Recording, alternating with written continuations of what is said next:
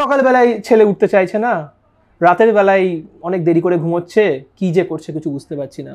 স্কুলের রেজাল্ট ভালো হচ্ছে না, কি করে যে ভালো হয় বুঝতে পারছি না। এরকম অনেক প্রশ্ন, অনেক কিছুর সম্মুখীন আমাদেরকে হতে হয় টিচার হিসেবে।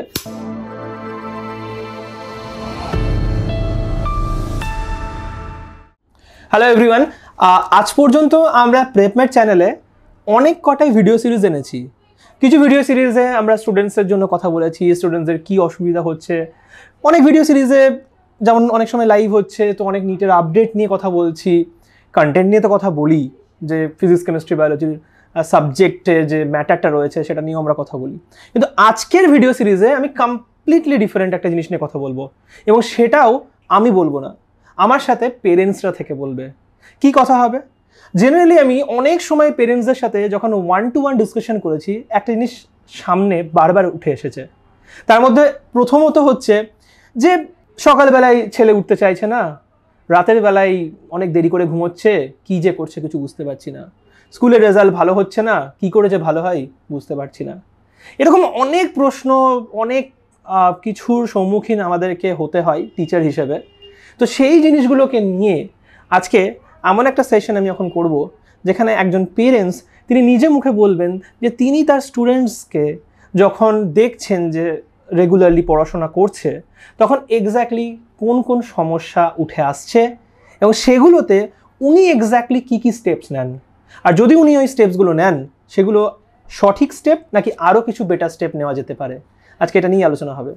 তো আমাদের words of parents on common challenges সেটা নিয়ে যে সিরিজ স্টার্ট হয়েছে, তার প্রথম যাকে পেয়ে গেছি সেই সিরিজে একজন পেরেন্টসকে আমরা পেয়ে গেছি, এবং সে হচ্ছে আমাদের ক্লাস 11-এর অফলাইন অর্থাৎ দুর্জয় ব্যাচের একটি ছাত্র, পর্ণব সাত্রা। তার মাকে আমাদের সাথে পেয়েছি। তো ম্যাম, প্রথমেই welcome to this session, words of parents on common challenges. তো ম্যাম, আমি একটা জিনিস প্রথমে আপনাকে জিজ্ঞেস করতে চাইবো, মানে সব থেকে কমন প্রবলেমটা নিয়ে আগে আপনার সাথে কথা বলতে চাইবো। সেটা হচ্ছে যে যখন এই যে মানে স্টুডেন্টরা যখন ঘুম থেকে ওঠে, এটা নিয়ে অনেক পেরেন্টসের কমপ্লেন রয়েছে যে ও সকালে দেরি করে উঠছে। সকালে কেউ বলে 7টায় ওঠে, কেউ বলে 8টায়। এরকমও আমাদের কাছে কমপ্লেন এসেছে যে হচ্ছে যে স্যার, বাচ্চা তো আমার দুপুর 1টার সময় ঘুম থেকে উঠছে, কখন পড়বে বলুন। তো আমি প্রথম আপনাকে ওটাই জানতে চাইবো, পর্ণবর ক্ষেত্রে এই রাতে ঘুমোতে যাওয়া কিংবা সকালে দেরি করে ঘুম থেকে ওঠা, এই জিনিসগুলো নিয়ে আপনি কি সমস্যায় পড়েন?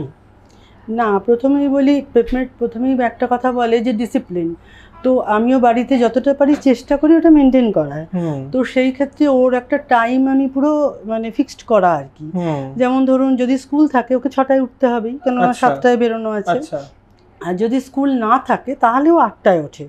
কেন, ওদিকে রাত্রে আপনি যেটা জিজ্ঞেস করছেন যে রাত্রে ধরুন ও শুতে শুতে 1:30 হয়ে যায়, তো সেই জন্য দেরিতেই ওঠে যেদিন স্কুল না থাকে।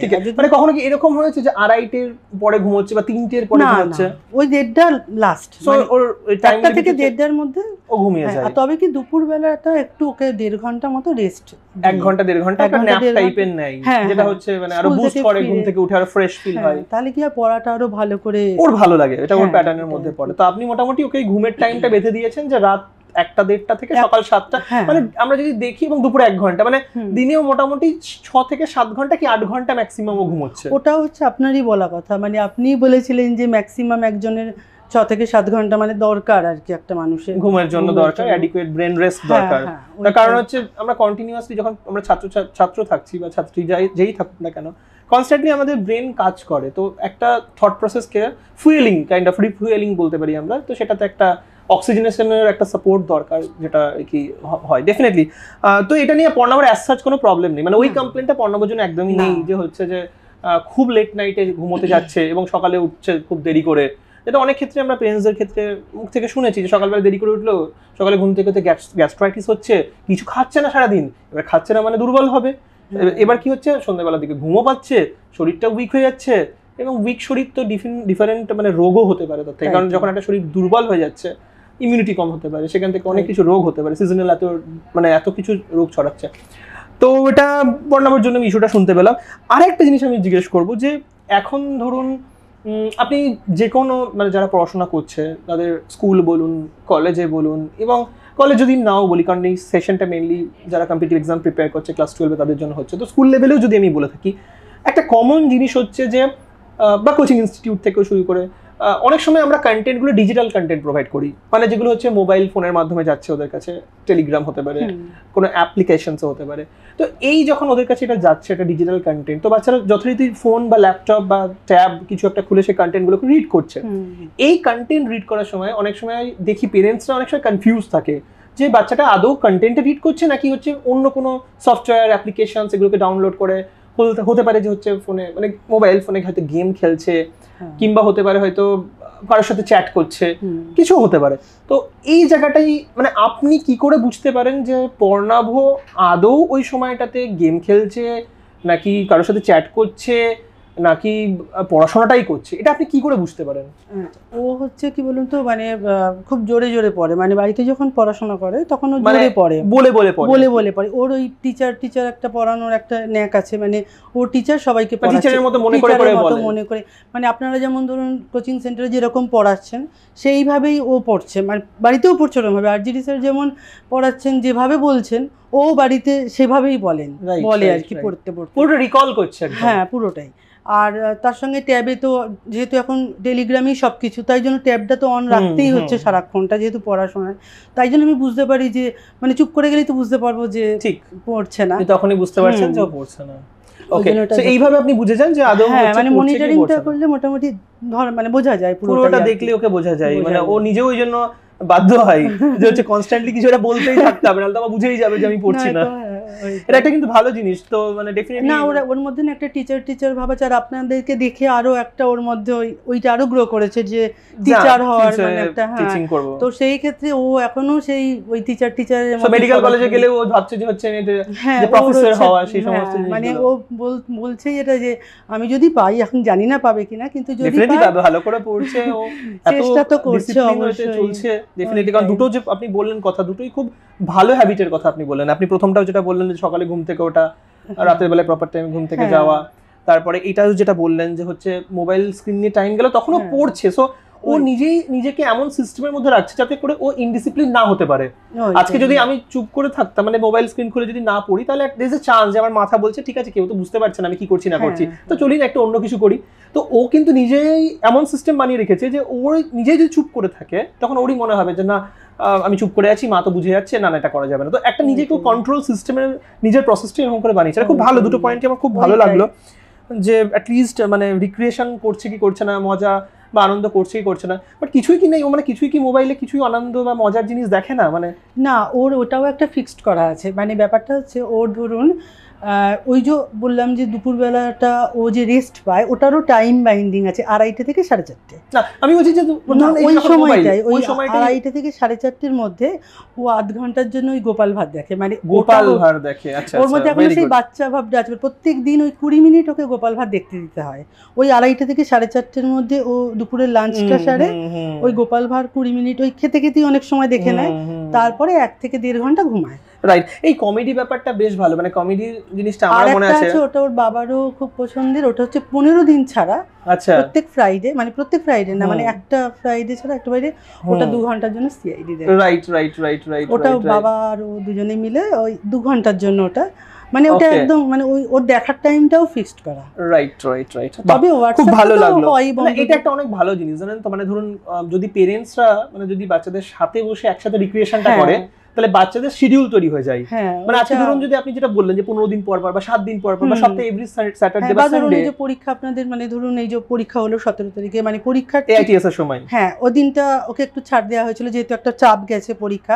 তো ওই দিন ধরুন ও একটু মানে আমাদের ওই দিন একটা ফ্যামিলি গেট টুগেদার ছিল, আপনারা সবাই একসাথে গেলেন। বা ধরুন যদি না যেতে হয়, ধরুন এই সপ্তাহে এই রবিবার ও ধরুন ওই একটু 2 ঘন্টার একটু সিআইডি দেখবে, মানে এরকম একটা, সো বেসিক্যালি বাবার সাথে বসে। Exactly, it's a very good habit. আমি মানে এটা অনেক ক্ষেত্রে শুনেছি, মানে আমি বেশ কিছু জন আমি মানে ডাক্তারের মুখ থেকেও যখন সলিউশনটা শুনি, মানে এগুলো নিয়ে আমরা আলোচনা করি, বিভিন্ন সাইকিয়াট্রিস্টের সাথেও আলোচনা করি যখন, তখন তারাও এই কথাটাই বলে যে it's a very good habit. যদি পেরেন্টসই স্টুডেন্টের সাথে একসাথে কোঅপারেটিভ হয়ে একটা কোনো কিছু মুভি দেখছে বা কিছু দেখছে, তাহলে সেক্ষেত্রে কিন্তু কি হয়, বাচ্চাদের অটোমেটিক মনে হয় যে না আমার ওই দিন এই ব্যাপারটা আসবে, মানে ওই দিন আমার রিক্রিয়েশনের জায়গাটা আসবে। আর ওই 15 দিনের আগেও বলবেও না, মানে আমি যদি নিজে থেকে কোনো দিন দিই যে না দেখলাম অনেকটা স্ট্রেস পড়ছে, ঠিক আছে পড়াশোনার চাপ হচ্ছে, তাহলে ওকে আজকে একটুখানি ও জানে কখন রিওয়ার্ডটা নিতে হবে, ও জানে এক্স্যাক্টলি বাবা হয়তো বললো যে আজকে চল সিআইডি দেখি, মানে কিন্তু ও 15 দিনের, কিন্তু 15 দিন হলে শুক্রবারটা মানে ফ্রাইডেটাও চাই। না ভেরি গুড, মানে reward taking is a very good thing, but after certain achievement, একটা অ্যাচিভমেন্টের পর reward taking is definitely very good habit. মানে খুব ভালো অ্যাকচুয়ালি, এই দুটো তিনটে হ্যাবিটই আমার খুব ভালো লাগলো। আচ্ছা একটা জিনিস আমি একটু জিজ্ঞেস করবো, যেটা খুব কমন মানে একটা ইস্যু, সেটা হচ্ছে অনেক সময় কি হয় যে স্কুলে যেহেতু আছে, ও এখনো যেহেতু মানে স্কুলে থাকতে থাকতেই যেহেতু নিটের প্রিপারেশনস নিচ্ছে, তো একটা না কমন জিনিস হয়, সেটা হচ্ছে যে স্কুলের অনেক সময় মার্কস কিন্তু মন মতো নাই বা আসতে পারে। এটা অনেক সময় হয়, তার কারণটা হচ্ছে স্কুলের সিলেবাসটা হয়তো একটা সিকোয়েন্সে যাচ্ছে, কোচিং ইনস্টিটিউটের সিকোয়েন্সটা হয়তো আরেকটা সিকোয়েন্সে যাচ্ছে। তো এই সময়টাই দাঁড়িয়ে আপনি ওর সাথে মানে কিভাবে সাপোর্ট করেন, বা ও কি মেন্টালিটি রাখে, বা কি এক্স্যাক্টলি ডিসকাশন করেন, বা ও কি ভেবে আবার নেক্সট মুভ করে যে নেক্সট এক্সামে ভালো করতে হবে বা হোয়াট এভার? এবারে যেমন হয়েছিল হাফ ইয়ারলিতে ওর মানে দুটো চ্যাপ্টার একটু তো হবেই, স্বাভাবিক, কেন স্কুলের প্রসেসে চলে, মানে সিলেবাসটা মানে চ্যাপ্টারগুলো, আর কোচিং সেন্টার ও যেহেতু প্রেপমেট ছাড়া অন্য কোথাও মানে এ করেনি, মানে কোথাও পড়ে না, মানে ম্যাথ আর ইংলিশ তো দিতেই হবে, তো সেই ক্ষেত্রে ওর প্রবলেম হচ্ছিল একটাই, যে দুটো চ্যাপ্টার একটু মানে গ্যাপ হয়ে গিয়েছিল, মানে যেহেতু স্কুলে আছে, মানে অর্গানিক কেমিস্ট্রি যেটা স্কুলে ছিল কিন্তু আমাদের এখানে তখন শুরু হয়নি। তো আমি বললাম ঠিক আছে, অর্গানিক কেমিস্ট্রিটা তুমি 20 নম্বর আসুক 10 নম্বর আসুক বাদ দাও, কিন্তু বাকি যেন তোমার মানে 70-এ পরীক্ষা ওদের, 50-এ যেন তোমাকে অন্তত 40 পেতে হবে, মানে এইটা ওখানে যেন কিছু কমতি না থাকে। তাহলে কি হবে, অর্গানিক কেমিস্ট্রিটা যখন পড়বে আমার অ্যানুয়ালিতে তো সব শেষ হয়ে যাবে, রাইট? মানে হ্যাঁ, যখন মানে ডিসেম্বর এই যে সামনে সিলেবাস শেষ হয়ে যাচ্ছে, তখন তো আমার আর কোনো মানে অ্যানুয়ালিতে তো আমাদের একাডেমিক প্ল্যানারও বোধহয় এরকমই রয়েছে, ডিসেম্বরে আমাদের শেষ, ডিসেম্বরে সিলেবাস মানে প্ল্যানারে আছে ডিসেম্বরে পুরো শেষ, তাহলে জানুয়ারি ফেব্রুয়ারিও পুরো রিভিশন করে, ফেব্রুয়ারিতে আমাদের স্কুলের এক্সামটা রয়েছে অ্যানুয়াল, তো তখন তো আর আমার এই প্রবলেমটা মানে আর হবে না।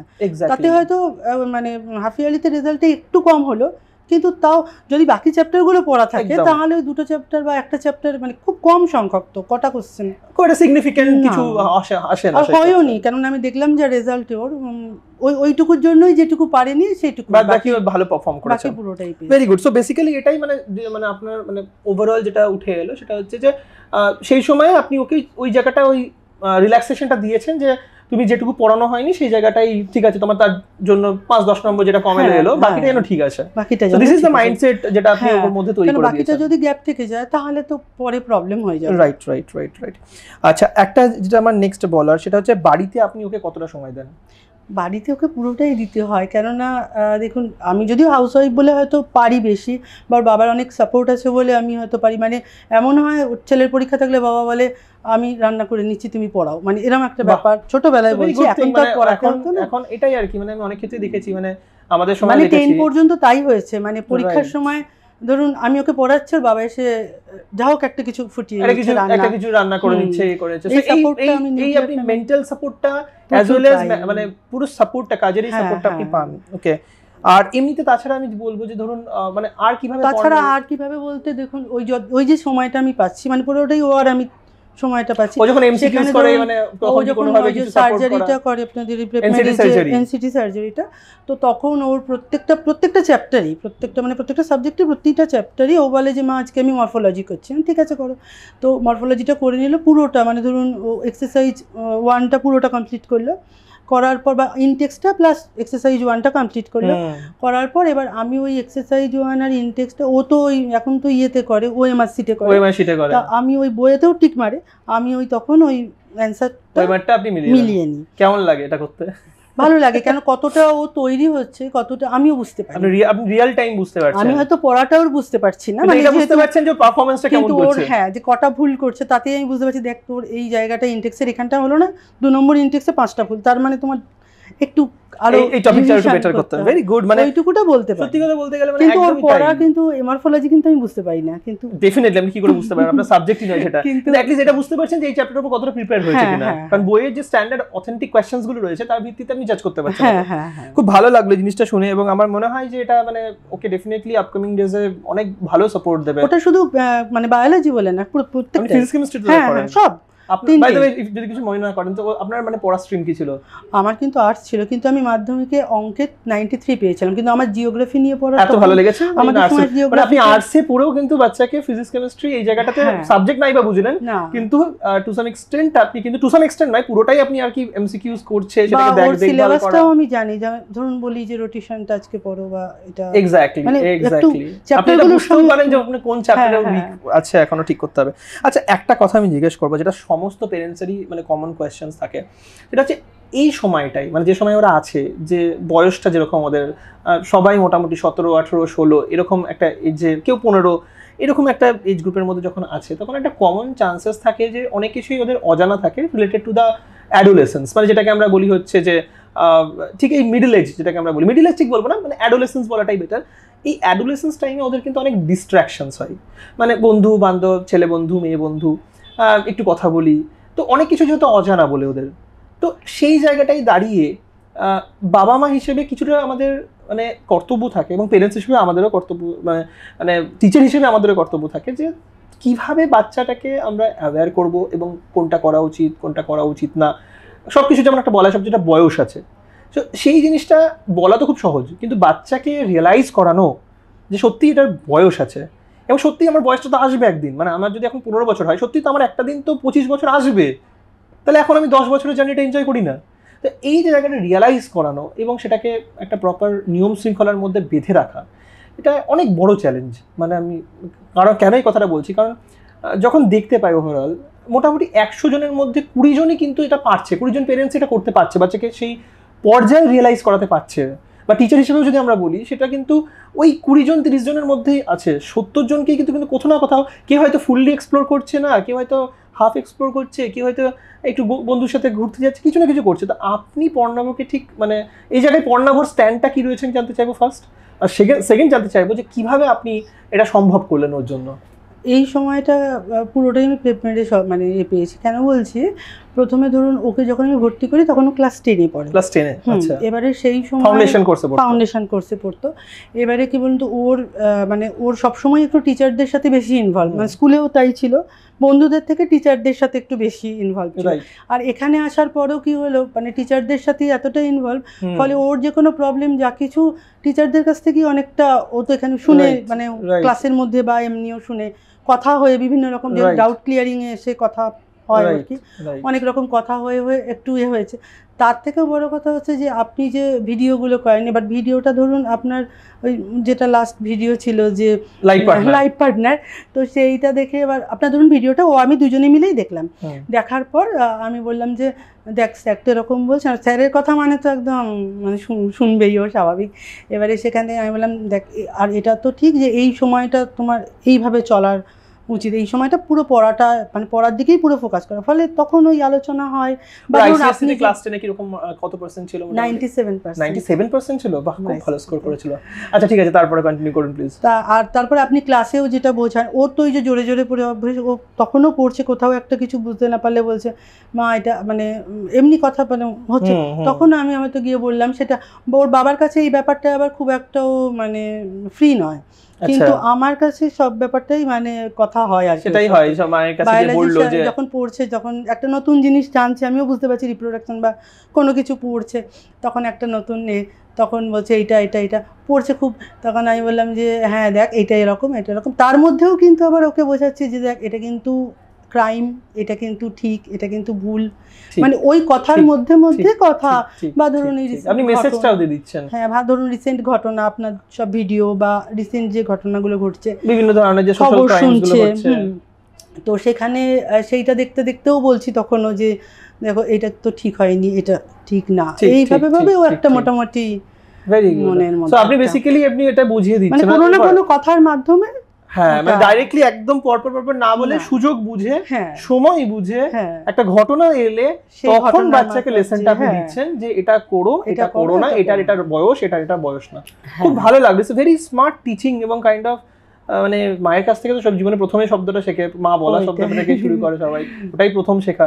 এবং তারপরেও যে এই যে এত স্মার্টলি আপনি বাচ্চাকে প্রিপেয়ার করাচ্ছেন, মানে আমার মনে হয় অনেকেরই আছে যাদের যাদের এটাই উচিত, মানে আপনার মত নেই, ফ্রি না হতে পারলে বা টিচারদের কাছে তো ফ্রি, তখন বন্ধুর সাথে আলোচনা করবে, আর কটা বন্ধু ঠিক পথে ওকে নিয়ে যাবে। না, এটা খুব ভালো লাগলো আমার, আমি পুরো আইডিয়াটা পেলাম যে কিভাবে আপনি ওকে ডিস্ট্রাকশন ফ্রি করে রেখেছেন এখনো পর্যন্ত। খুব ভালো লাগলো, এইভাবে থাকুক পর্ণব, ডিস্ট্রাকশন ফ্রি ভাবে এবং পড়াশোনা করুক। আর একটা আমার প্রশ্ন রয়েছে এইটা বলতে গিয়ে, সেটা হচ্ছে ডায়েট এবং মানে ফুড সিলেকশনস। সেটা হচ্ছে যে একটা বাচ্চা যখন বড় হয় তার না অনেক কিছু ডিমান্ড থাকে, আমি এটা খাবো না, আমি ওটা খাবো। নিউট্রিশিয়াস ফুডগুলো হয়তো খেতে গিয়ে বলছে না আমি ওটা খাবো না, আমার একদম পছন্দ না। ডিম দিলেন, বয়েল এগ করে দিচ্ছেন, আপনি বলছেন না না না আমি এটা খাবো না, আমার একদম ভালো লাগে না, বয়েল এগ খাবো না, আমাকে ওইটা করে দাও তবে খাবো। ওই পাড়ার ওই কি বলবো, একটা কি বলবো চারটা চুট্টা খাবার, মানে যেটাকে আমরা বলি বেশ টেস্টি ফুড, সেটা হয়তো ভালোভাবে তৈরি হচ্ছে না, কুক হচ্ছে না, সেটা খাচ্ছে। অনেক ক্ষেত্রে দেখেছি বাচ্চারা পরের দিন যখন ক্লাসে আসতে পারছে না ওরা, বা এসে বলছে জ্বর এসে গেছে বা পেট খারাপ করছে, বাড়ি যেতে হবে তাড়াতাড়ি।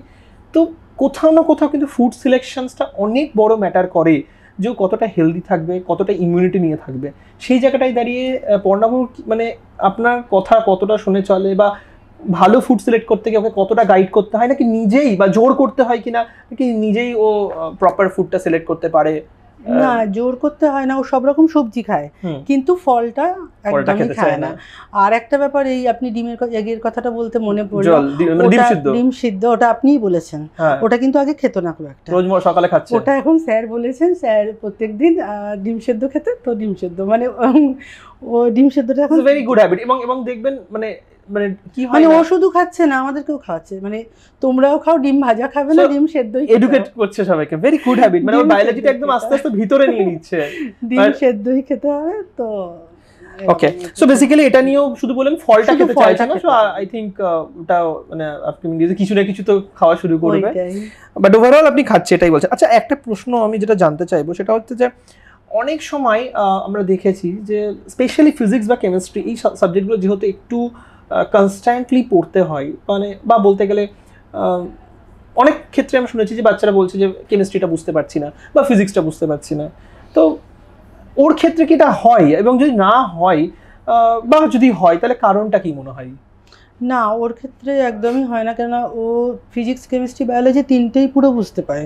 আচ্ছা। আর এটা হয়তো আমি যখন ও 10-এ পড়তো, যখন প্রথম ফাউন্ডেশনে ভর্তি করি, তখন আমার মনে হচ্ছিল কি জানি ও তো কেমিস্ট্রিটা খুব একটা ইন্টারেস্ট পাচ্ছে না নাকি, কারণ তখন তো যেহেতু কেমিস্ট্রিটা অতটা আরজিডি স্যারের ক্লাস করতো না বা কিছু, এখন আরজিডি স্যারের ব্যাচে আছে। এবার তখন কি মনে হতো যে মানে আমি ভাবলাম যে কি জানি, কিন্তু আসল তো আমাদের নিটের মানে পুরো কেমিস্ট্রি বায়োলজি, তাহলে ও যদি কেমিস্ট্রিটা না ইন্টারেস্ট পায়, তখন আসলে আরজিডি স্যারের ও রাতের ভিডিওগুলো দেখার চেষ্টা করতো, কিন্তু ব্যাপারটা তো তখন তো খুব একটা বুঝতে পারতো না, মানে যেহেতু ক্লাস 9 থেকে ক্লাস 11-12 তখন আলাদাও ছিল।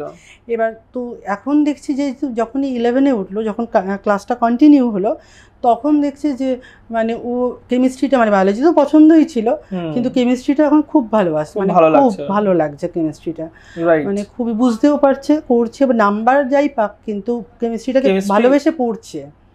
যেখানে ইন্টারেস্ট থাকবে, যেখানে ভালোবাসা থাকবে, সেখানে সাবজেক্টও ওকে প্রতিদান দেবে, মানে রানিং যেটা আপনারা ধরুন স্যাটারডে সানডে পড়াচ্ছেন সেটাই ওর চলছে, মানে সেটাই চলছে সপ্তাহে, ওটার উপরে এমসিকিউস করছে, ওটার উপরে করছে।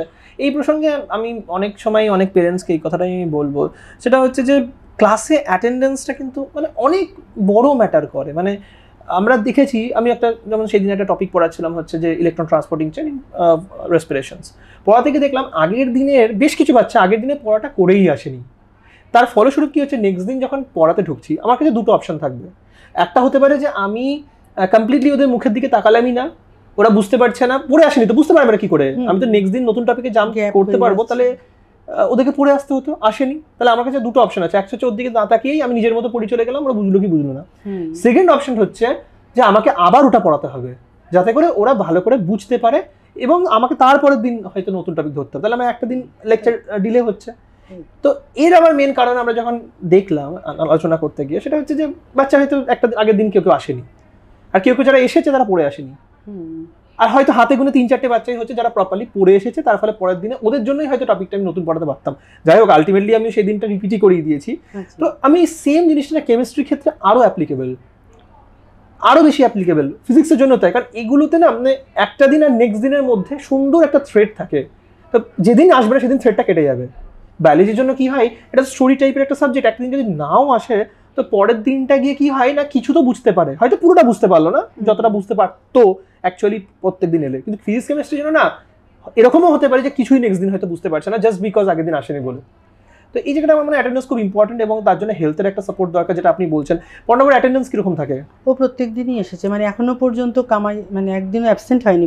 একদিনও অ্যাবসেন্ট হয়নি? Not a single day? একদিন না, একদিনও অ্যাবসেন্ট হয়নি। শুধু একদিন স্কুলে প্রাইজ ডিস্ট্রিবিউশন ছিল, সেদিন এসেছি, কিন্তু আমরা মানে একটু লেটে আপনার ক্লাসে ঢুকেছি, আমার ক্লাসে মিডলে ঢুকেছিলাম আমার মনে পড়ছে। মানে এখনো পর্যন্ত কি পরীক্ষা দেওয়া বলুন, এক্সাম ডেট গুলো বলুন, বা মানে এমনকি ডিপিপি গুলো কন্টিনিউ করা, মানে প্রত্যেকটা প্রেপমেটের যাবতীয়, মানে ও যেটা মানে ধরুন আমরা যেমন প্রেপমেটকে ফলো করছে, ও পুরো মানে পুরোটাই প্রেপমেটকে নিয়ে আর কি, পুরোটা জুড়ে প্রেপমেট আছে আর কি। মানে ও যখন ধরুন ভর্তি হয়েছিল, ওর দাদুর ইচ্ছে ছিল যে ও ডাক্তার হবে। হ্যাঁ, মানে ওর মানে আমার শ্বশুরের আর কি, খুড়শ্বশুর আর কি, মানে বাবার কাকা। তো ওনার ইচ্ছে ছিল যে ওর মানে আমাদের বাড়িতে কোনো ডাক্তার নেই, তো ও ডাক্তার হোক আর কি। তো সেই ও যখন ঢুকেছিল শুধু ডাক্তার হবো এইটুকু, মানে আমি বড় হয়ে চিকিৎসক হতে চাই এইরকম একটা ব্যাপার ছিল। কিন্তু এখানে আসার পর ওর হচ্ছে যে ওই মানে ডাক্তারি জিনিসটাকেও ভালোবেসেছে, মানে ডাক্তার হয়ে কি কি পাবো, বা ডাক্তারের লাইফস্টাইলটা, বা ডাক্তারদের কিরকম লাইফস্টাইলটা পুরোটা জানা। আপনার তো এই এমবিবিএস এর পুরো মানে কতটা কি পুরো জার্নিটাই ও জেনে গেছে এখন। তো আর তারপর আপনাকে সবার সামনে মানে সব সামনা থেকে দেখা আর কি, এটার জন্য আরো বেশি মানে এখন হচ্ছে ও ভালোবেসে পড়ছে। মানে পাবে কি না পাবে আমি জানি না, কিন্তু মানে যেটা বারবার বলছি, যদি বাচ্চার মধ্যে ভালোবাসাটা মানে ডাক্তার ছাড়া মানে অন্য কিছু মনে হয় ভাবতেই পারছে না এখন, মানে বিয়ন্ড ইমাজিনেশন। না, ও মানে ইঞ্জিনিয়ারিং আমি বললাম পরীক্ষা দিবি, আমি দেবোই না, ফর্মই ফিল আপ করবো না কোনোদিন, মানে এরকম একটা ব্যাপার এসে গেছে ও। তবে কি ওই আরেকটা ইচ্ছে যে মেডিকেল কলেজের প্রফেসর হবো, মানে সেটাও তো ইচ্ছা রয়েছে, ডাক্তার হয় মেডিকেল কলেজের প্রফেসর, মানে ও চাইছে দুটো হয়, একটা হচ্ছে শুধুমাত্র ক্লিনিশিয়ানস, আর তার সাথে সাথে হচ্ছে প্রফেসর। ও চাইছে যে ক্লিনিশিয়ানসও থাকবো আবার প্রফেসরসও হবো। আচ্ছা, আর আমার লাস্ট একটা আপনার প্রশ্ন রয়েছে, সেটা হচ্ছে যে যেটা স্লিপ, ঘুম খুব ইম্পর্টেন্ট, কোয়ালিটি স্লিপ হওয়া যখন পড়াশোনা করছি, শুধু ওদের জন্য কেন, আমরা যারা প্রাপ্তবয়স্ক রয়েছি প্রত্যেকেরই হচ্ছে quality sleep is very important. নাহলে পরের দিন সকালে উঠে কাজ করতে ইচ্ছে করবে না, গাটা ম্যাচ করবে, ঘুম পাচ্ছে, মাথা ঘুরছে, বিভিন্ন ধরনের সমস্যা, খিদে পাচ্ছে না, হজম হচ্ছে না। তো এই জায়গাটাই দাঁড়িয়ে আমার একটাই প্রশ্ন, প্রণব যখন ঘুমোচ্ছে মানে শুয়ে পড়ছে এবং ঘুম আসছে, এর মধ্যে আপনি কি বলতে পারবেন ওর কতক্ষণ গ্যাপ থাকে?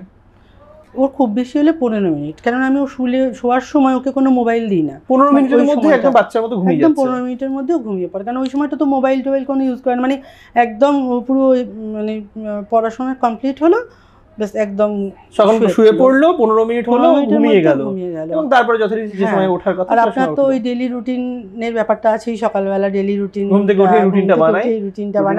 তবে এখন স্কুলে যাওয়ার সময় দেরি হয়ে যায় বলে আমি বলছি তুই রাত্রিবেলা মানে শোয়ার আগে রুটিনটা দিয়ে, হ্যাঁ, যেদিন স্কুলে যাবে অন্তত 6টায়, তো সেদিন অন্তত তুই আগের দিন রাত্রে ওই রুটিনটা বানিয়ে রাখবি, তাহলে মানে ওটা শুধু পোস্ট করার জন্য না, ব্যাপারটা কি বলুন তো, ওই ডেইলি রুটিনটা হওয়াতে না মানে ওরও একটা, বা আমিও বুঝতে পারি যে কোনটা কি পড়বে, কোনটার planning that is very important, যে প্ল্যান করা, যে প্রথম দুটো জিনিস, একটা হচ্ছে assessing the power of myself, মানে আমার কতটা ক্ষমতা, আমি কতটা পড়তে পারবো সেটা অ্যাসেস করা।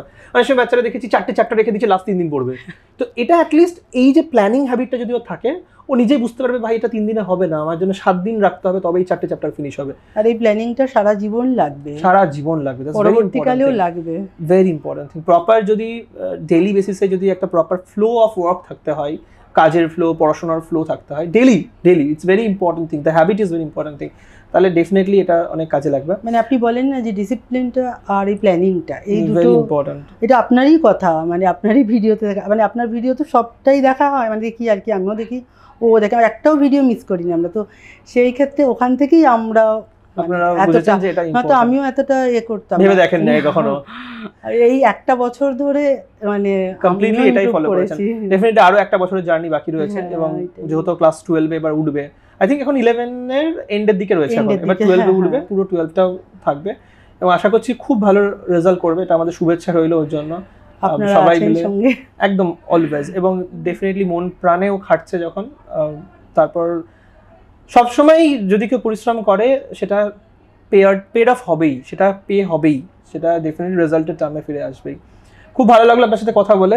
তো আমাদের আজকে ফার্স্ট সেশন যেটা আমাদের ছিল যে words of parents on common challenges during preparations days, সেটা আমরা ফিনিশ করলাম পর্ণব সাত্রার মায়ের সাথে।